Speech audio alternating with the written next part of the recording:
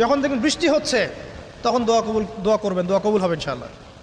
দোয়া করার আগে একবার বলবেন আলহামদুলিল্লাহ, কমপক্ষে একবার বলবেন আলহামদুলিল্লাহ রাব্বিল আলামিন, একবার কমপক্ষে।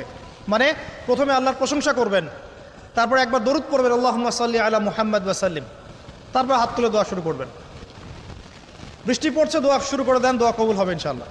আজান দিয়েছে, আজান এবং একামতের মাঝখানের সময়টা আছে, এই সময়টা কাজে লাগান, দোয়া কবুল হবে ইনশাআল্লাহ।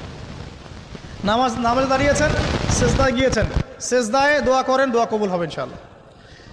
প্রশ্ন করে অনেকে যে ভাই সেজদায় কি বাংলায় দোয়া করা যাবে? হ্যাঁ যাবে, যদি আপনার নামাজটা নফল নামাজ হয়। কোন নামাজ হয়? ফরজ নামাজে করবেন না, নফল নামাজে করতে পারেন ইনশাআল্লাহ। সেজদায় বান্দা আল্লাহর সবচেয়ে কাছাকাছি থাকে, এই সময়ে বেশি বেশি দোয়া করতে রাসূল সাল্লাল্লাহু আলাইহি ওয়াসাল্লাম তাগিদ দিয়েছেন। দোয়া করলে ডাইরেক্ট কবুল হবে ইনশাআল্লাহ।